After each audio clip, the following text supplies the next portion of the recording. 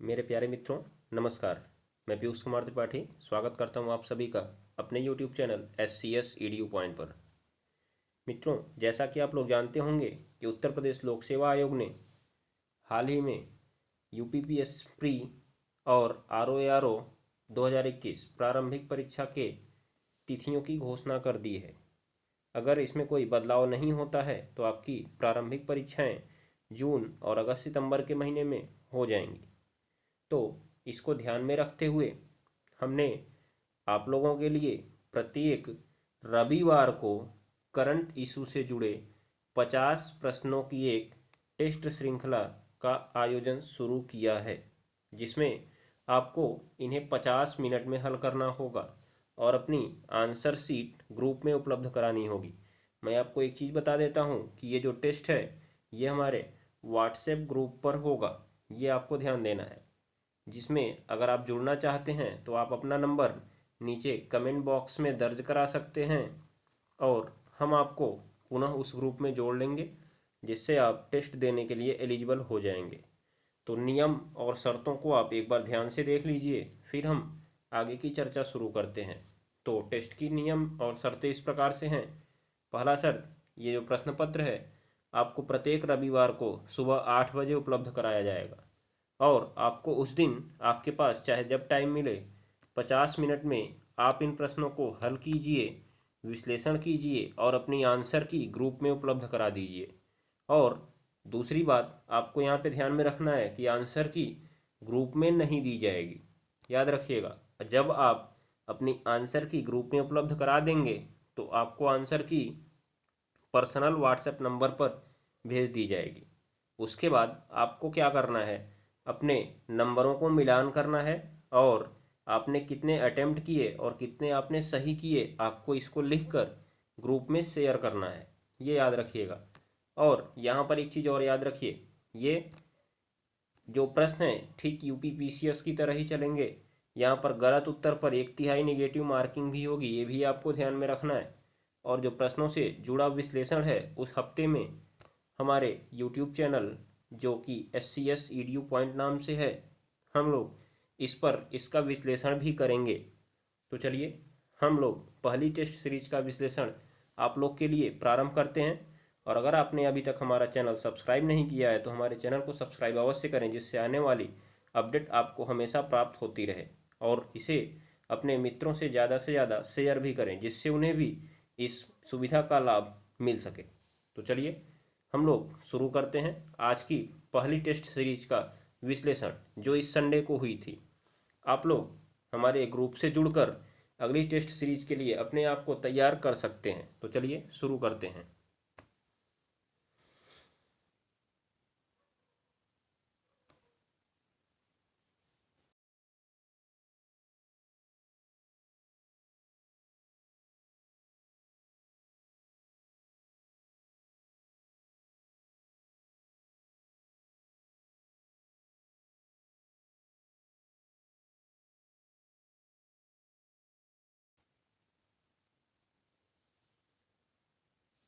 तो स्टूडेंट्स ध्यान दीजिए, आज का हमारा पहला सवाल है। इसमें मैं आपको 50 सवालों को हल कराऊंगा, आप इसको ध्यान से सुनते चलिएगा। आज का आपका पहला सवाल आपकी स्क्रीन पर दिख रहा होगा, जिसमें कहा गया है नंबर 1, मानव विकास सूचकांक 2020 के बारे में निम्नलिखित कथनों पर विचार कीजिए और ये बताइए कि इसमें कौन सा कथन असत्य है। तो चलिए ऑप्शंस आपके सामने हैं। इसमें पहला ऑप्शन क्या दिख रहा है, सीधे सीधे आपके सामने दिख रहा है। इसमें स्वास्थ्य, शिक्षा और जीवन स्तर का मापन किया जाता है। ऑप्शन नंबर बी, इसमें विश्व भर के कुल 189 देश इस सूचकांक में शामिल हैं। भारत जो है 3 अंक नीचे गिरकर 131वें स्थान पर पहुंच गया है। ठीक है। और लास्ट ऑप्शन आपके लिए दिख रहा है, इस सूचकांक में शीर्ष स्थान किसको प्राप्त हुआ, नॉर्वे को प्राप्त हुआ। याद रखिएगा, शीर्ष स्थान किसको प्राप्त हुआ, नॉर्वे को। तो चलिए आपको इन ऑप्शंस में से गलत ऑप्शन बताना है, तो मैं आपको बता देता हूं। इसमें गलत ऑप्शन जो है ऑप्शन नंबर सी है। क्यों? क्योंकि भारत 3 स्थान नीचे गिरकर नहीं, 2 स्थान नीचे गिरकर पहुंचा है, क्योंकि इससे पहले साल में भारत की जो रैंकिंग थी 129वीं थी। आपको ये चीज़ ध्यान में रखना है। यहाँ पे नॉर्वे पिछले साल भी शीर्ष पर था, इस साल भी शीर्ष पर है। अंतिम स्थान पर पिछले साल बुरुंडी नामक देश था और इस बार नाइजर नामक देश है। आप इसको भी याद रख सकते हैं। तो चलिए अगले सवाल की ओर आगे बढ़ते हैं। दूसरा सवाल कहता है पूर्वोत्तर के 4 राज्यों के लिए और जम्मू कश्मीर के लिए केंद्र शासित प्रदेश, मतलब जो अभी हाल में जम्मू कश्मीर केंद्र शासित प्रदेश बना है ना, इसके लिए नए परिसीमन आयोग का गठन राष्ट्रपति के द्वारा किसकी अध्यक्षता में किया गया है? याद रखिएगा, परिसीमन के लिए जो नई समिति का गठन हुआ है वो राष्ट्रपति के द्वारा किसकी अध्यक्षता में किया जा रहा है। तो आपको यहाँ पे एक सवाल नया मिल जाएगा कि परिसीमन आयोग का गठन कौन करता है? राष्ट्रपति। परिसीमन के लिए जो समिति गठित की जाती है वो राष्ट्रपति के द्वारा गठित की जाती है, याद रखिएगा। इसका आंसर है रंजना प्रकाश देसाई। रंजना प्रकाश देसाई की अध्यक्षता में राष्ट्रपति ने नए परिसीमन के लिए समिति का गठन किया है। चलिए अगला सवाल, हाल ही में किस केंद्र शासित प्रदेश को जैविक खेती के लिए जैविक राज्य घोषित किया गया है? याद रखिएगा, केंद्र शासित प्रदेश पूछा है यहाँ पे। उत्तर क्या है इसका? लक्षद्वीप। उत्तर क्या है? लक्षद्वीप। ओके फ्रेंड्स, चलिए आगे बढ़ते हैं। अगला सवाल, हाल ही में भारतीय पुरातत्व सर्वेक्षण विभाग के द्वारा हम्पी के विजय विट्ठल मंदिर परिसर में स्थित किस रथ के चारों ओर सुरक्षा के लिए लकड़ी की बाड़ लगाई गई है? तो याद रखिए ये विट्ठल मंदिर है, इससे आप देखकर ऑप्शन तुरंत विट्ठल रथ पे लगाएंगे, लेकिन ऐसा नहीं है।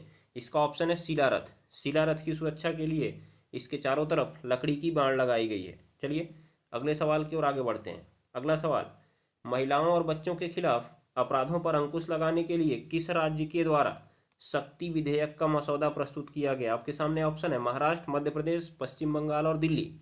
तो यहाँ पे ध्यान दीजिएगा, सही ऑप्शन है महाराष्ट्र। महाराष्ट्र ने महिलाओं और बच्चों के खिलाफ अपराधों पर अंकुश लगाने के लिए हाल ही में शक्ति विधेयक का मसौदा प्रस्तुत किया हुआ है। चलिए अगला सवाल, सवाल नंबर 6, वायरलेस कनेक्टिविटी को बढ़ाने के लिए केंद्र सरकार के द्वारा कौन सी योजना शुरू की गई है?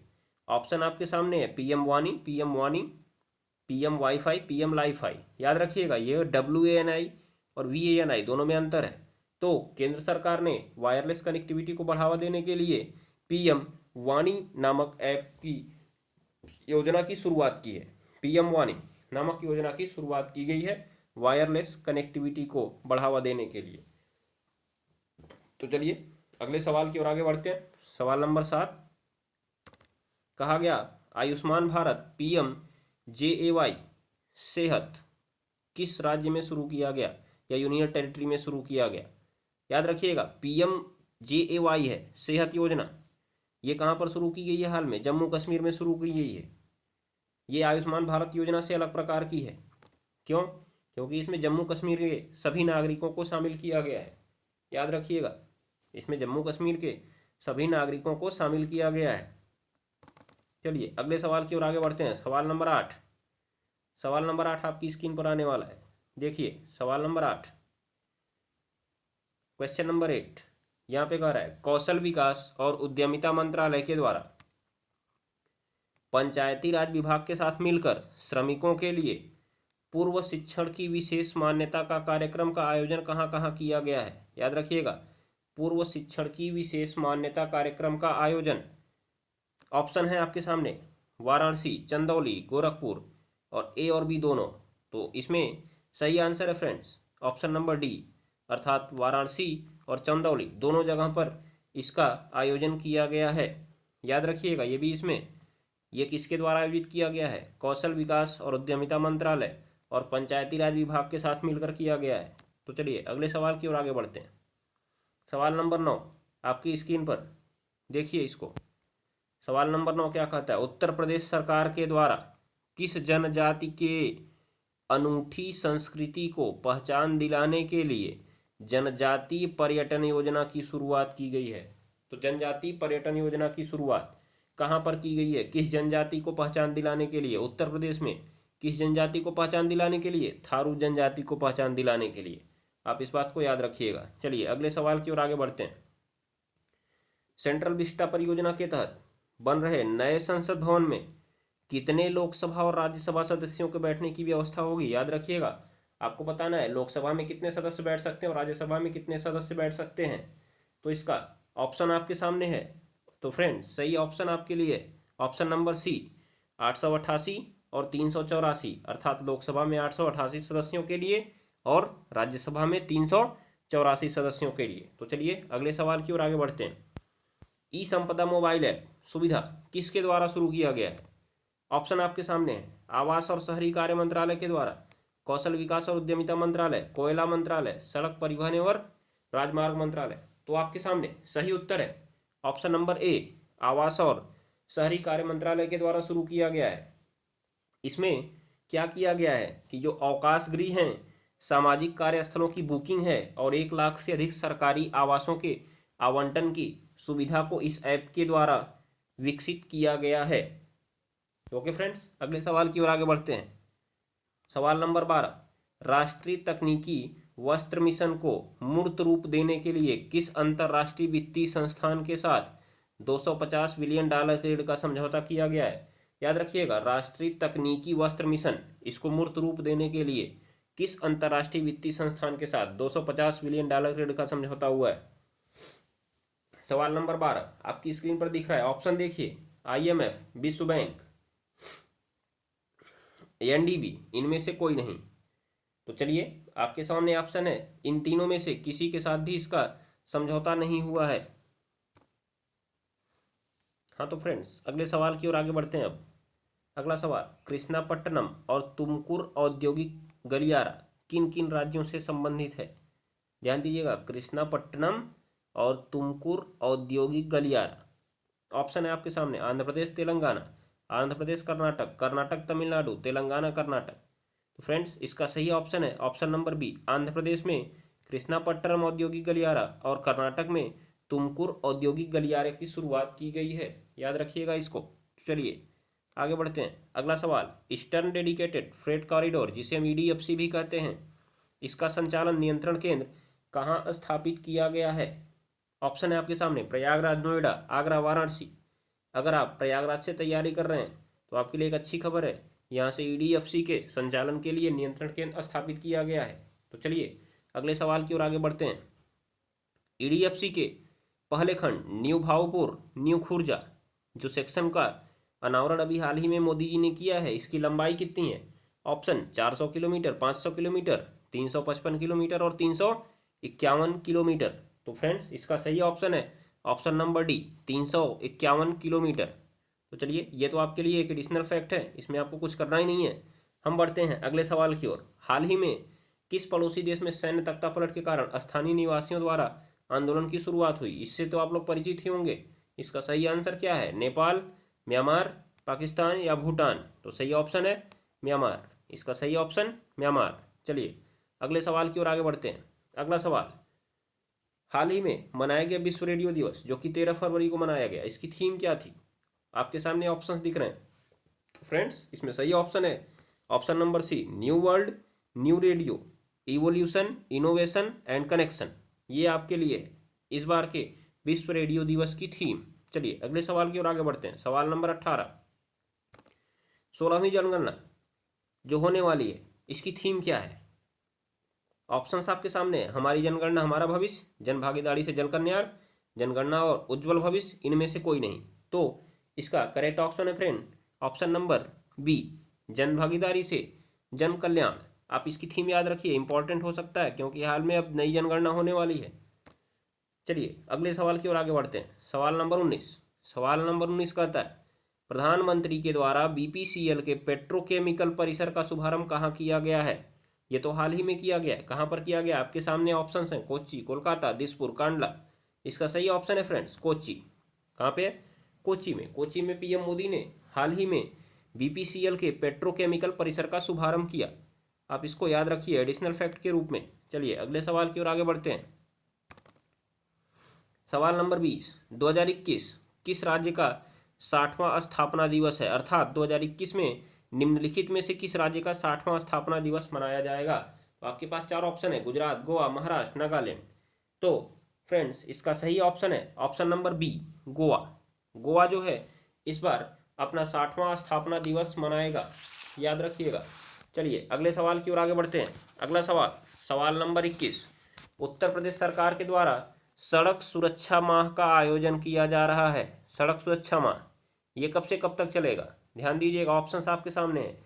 21 जनवरी, 20 फरवरी, 1 फरवरी, 20 फरवरी, 20 जनवरी से 20 फरवरी और कोई नहीं। तो आप ध्यान दीजिएगा, ये ऑप्शन तो आपका हो नहीं सकता है, ये भी नहीं होगा, क्योंकि ये 31 दिन का नहीं 30 दिन का चलेगा। तो कौन सा है ऑप्शन? 21 जनवरी से 20 फरवरी, अर्थात ऑप्शन नंबर ए सही है इसके लिए।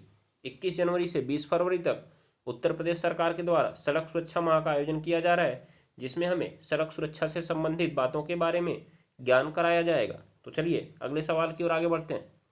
अगला सवाल, सवाल नंबर 22, माइक्रोसॉफ्ट की इंजीनियरिंग हब की स्थापना कहाँ पर की जा रही है?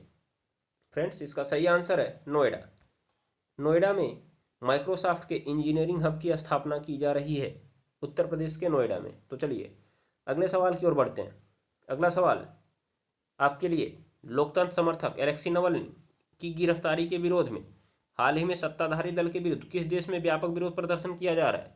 तो आप लोग को पता होगा, ये जो नवल्नी है हमारे पुतिन जी के विरोधी हैं, इसलिए कहाँ से बिलोंग करेंगे? रूस से। तो इसका सही ऑप्शन है रूस। चलिए अगले सवाल की ओर आगे बढ़ते हैं। गाड़ियों की फिटनेस जांच के लिए किस ऐप का शुभारंभ किया गया और इसका प्रयोग किया जा रहा है? तो चलिए ऑप्शन देखिए, पी वाहन, एम वाहन और ई वाहन। तो फ्रेंड्स, इसका सही आंसर है ऑप्शन नंबर बी, एम वाहन। इसका सही ऑप्शन है ऑप्शन नंबर बी, एम वाहन। तो चलिए अगले सवाल की ओर आगे बढ़ते हैं। अगला सवाल, सवाल नंबर 25 आपकी स्क्रीन पर आने वाला है, तैयार हो जाइए। चलिए सवाल नंबर 25, ये वेरी इंपॉर्टेंट क्वेश्चन हो सकता है और इस बार हो सकता हो आपकी परीक्षा में कहीं ना कहीं दिख जाए। तो चलिए, कहा गया ऑक्सफोर्ड डिक्शनरी में जो हिंदी शब्द हैं और उनको किस वर्ष ये घोषित किया गया है? तो चलिए बताना है आपको कौन सा सही सुमेलित नहीं है। ध्यान दीजिएगा, असत्य कथन बताना है इसमें। ऑप्शन ए आत्मनिर्भरता 2020, संविधान शब्द 2019, नारी शक्ति 2018 और जो आधार है, आधार शब्द ये कब का है? 2016 इसमें बताया गया है। लेकिन आप लोग याद रखिएगा, आधार 2016 में नहीं 2017 में घोषित किया गया था, इसलिए यही ऑप्शन आपका गलत है। तो चलिए फ्रेंड्स आगे बढ़ते हैं अगले सवाल की ओर। अगला सवाल, सवाल नंबर 26, 4 फरवरी को मनाए गए विश्व कैंसर दिवस की थीम क्या है? ऑप्शन है आपके पास, 4 ऑप्शन आप देख लीजिए। इसमें सही ऑप्शन है मैं हूं और मैं रहूंगा, अर्थात I am and I will. ये आपका जो थीम है इंग्लिश में, ये याद रखिएगा। चलिए अगले सवाल की ओर आगे बढ़ते हैं। आरबीआई के निर्णय के द्वारा लक्ष्मी विलास बैंक, कौन सा बैंक? लक्ष्मी विलास बैंक का विलय किस बैंक में किया गया है? ध्यान दीजिएगा, किस बैंक में? सवाल नंबर 27 आपकी स्क्रीन पर है, आपके पास ऑप्शंस हैं एसबीआई, डीबीएस, पीएनबी और इलाहाबाद बैंक। तो इसका सही ऑप्शन है डीबीएस। डीबीएस बैंक में लक्ष्मी विलास बैंक का विलय कर दिया गया है आरबीआई की घोषणा के द्वारा। चलिए अगले सवाल की तरफ बढ़ते हैं। सवाल नंबर 28, हाल ही में विश्व के महान फुटबॉलर डिएगो मैराडोना का निधन हो गया है, वे किस देश से संबंधित हैं? ध्यान दीजिएगा, वो किस देश से संबंधित है? अर्जेंटीना। डिएगो मैराडोना ये अर्जेंटीना के प्रसिद्ध फुटबॉलर है, ये आप याद रखिएगा एडिशनल फैक्ट के रूप में। ये हाल में इनका निधन हुआ है, इसलिए इनसे संबंधित सवाल आपकी परीक्षा में टपक सकते हैं। चलिए अगले सवाल की ओर बढ़ते हैं। सवाल नंबर 29, जो बिडेन हाल ही में यूएसए के राष्ट्रपति बने हैं। चलिए राष्ट्रपति के रूप में उनका क्रम क्या है? कौन सा क्रम है? ऑप्शन नंबर डी, कौन सा क्रम? 46वां।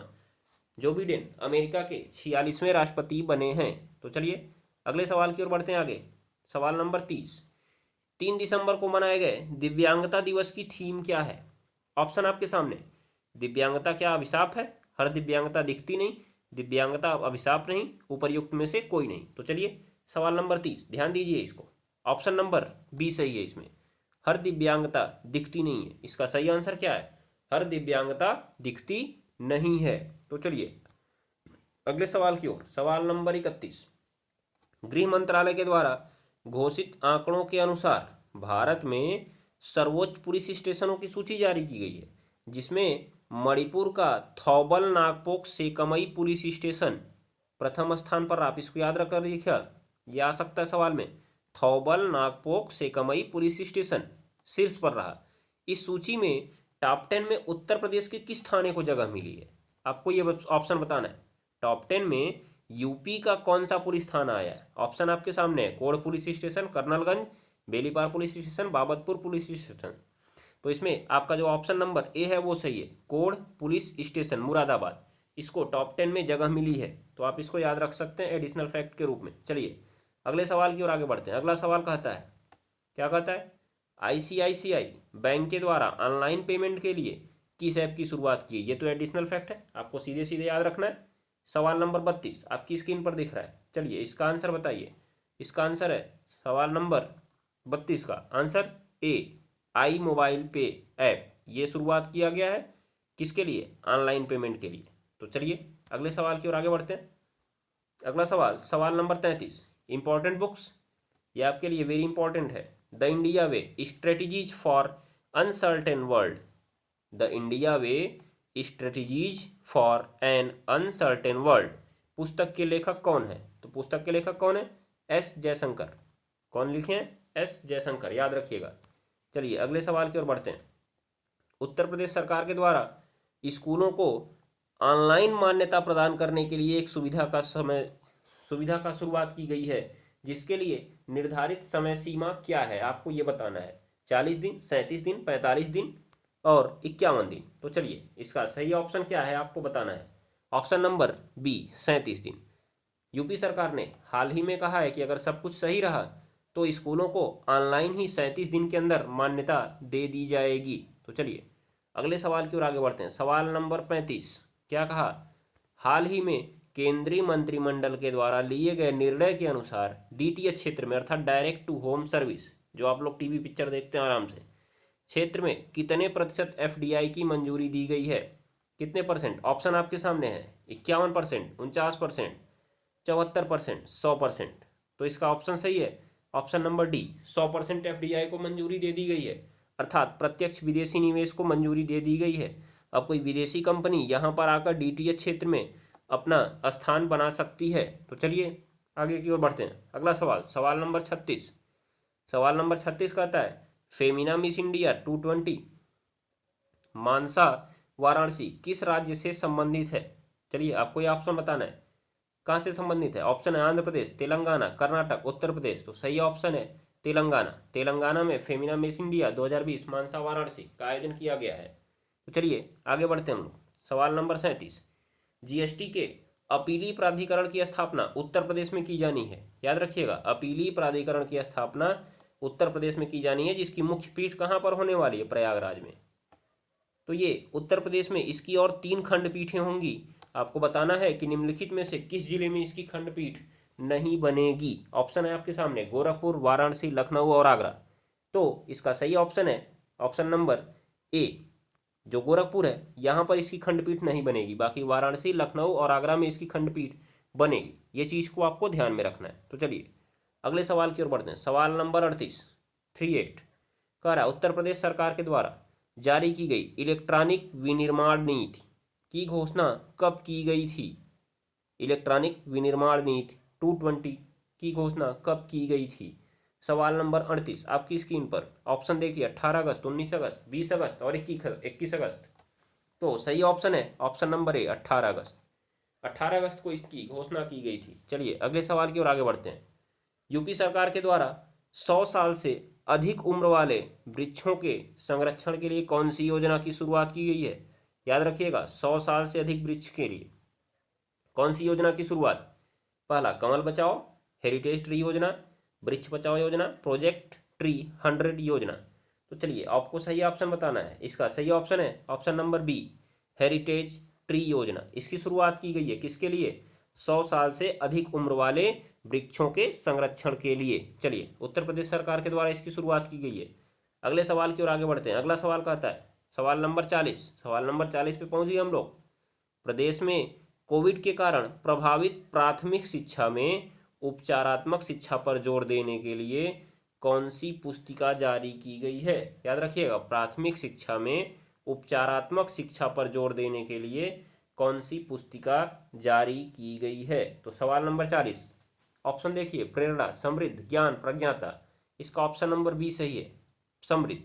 याद रखिएगा, समृद्ध नामक पुस्तिका जारी की गई है प्राथमिक शिक्षा में उपचारात्मक शिक्षा पर जोर देने के लिए। अगले सवाल की ओर आगे बढ़ते हैं।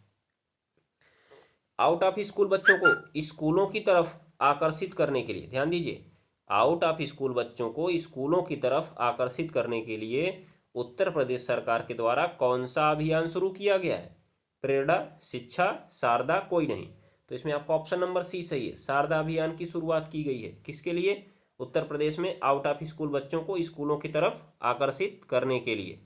चलिए अगले सवाल की ओर आगे बढ़ते हैं। सवाल नंबर 42, नंबर 42 आपकी स्क्रीन पर आने वाला है। चलिए देखिए, ध्यान दीजिए। स्वामित्व योजना, इसके बारे में आपको असत्य कथन बताना है। स्वामित्व योजना, इसके बारे में असत्य कथन का चयन कीजिए। ऑप्शंस आपके सामने दिख रहे हैं। यह पंचायती राज मंत्रालय के द्वारा शुरू किया गया।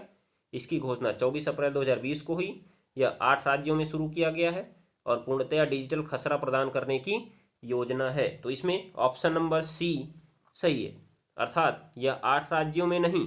ध्यान दीजिएगा, यह सवाल में क्या पूछा गया है, आपको असत्य कथन बताने। असत्य कथन मतलब कौन सा कथन असत्य है। तो इसमें सी कथन असत्य है। क्यों? क्योंकि यह योजना 8 राज्यों में नहीं, कितने राज्यों में शुरू की गई है? 6 राज्यों में, जैसा कि उत्तराखंड, उत्तर प्रदेश, हरियाणा, मध्य प्रदेश, महाराष्ट्र और कर्नाटक, जो एक दूसरे से ऊपर नीचे जुड़े हुए हैं। आप इनको याद रख सकते हैं। 6 राज्यों में ये शुरू की गई है पायलट प्रोजेक्ट के तौर पर। चलिए अगले सवाल की ओर आगे बढ़ते हैं। सवाल नंबर 43 सही रूप से सुमेलित नहीं है। गुड़ महोत्सव लखनऊ, स्ट्रॉबेरी महोत्सव झांसी, सुनहरी महोत्सव गोरखपुर, अंधेरी महोत्सव रामपुर। तो इसमें ऑप्शन नंबर डी सही है। अंधेरी महोत्सव रामपुर में नहीं मनाया जाता है, इसलिए ऑप्शन नहीं हो सकता है। गुड़ महोत्सव लखनऊ मनाया जाता है, स्ट्रॉबेरी महोत्सव झांसी मनाया जाता है, जिसका जिक्र भी हाल ही में मोदी जी ने भी किया है, और सुनहरी महोत्सव गोरखपुर में मनाया जाता है। चलिए अगले सवाल की ओर आगे बढ़ते हैं। अगला सवाल, सवाल नंबर 44, उत्तर प्रदेश सरकार के द्वारा यूपी दिवस के अवसर पर नंद बाबा पुरस्कार से किसे सम्मानित किया गया है? ध्यान दीजिए, हरेंद्र सिंह, वरुण सिंह, धीरेन्द्र सिंह, कोई नहीं। तो इसका ऑप्शन नंबर ए सही है। श्री हरेंद्र सिंह को नंद बाबा पुरस्कार से सम्मानित किया गया है, ये ध्यान दीजिए। चलिए अगले सवाल की ओर आगे बढ़ते हैं।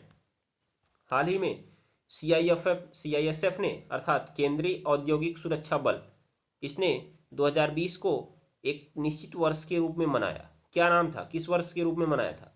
नवाचार वर्ष, गतिशीलता वर्ष, आत्मनिर्भर भारत, संचार वर्ष। तो इसका ऑप्शन नंबर बी सही है। कौन सा वर्ष? गतिशीलता वर्ष, याद रखिएगा। चलिए एडिशनल फैक्ट।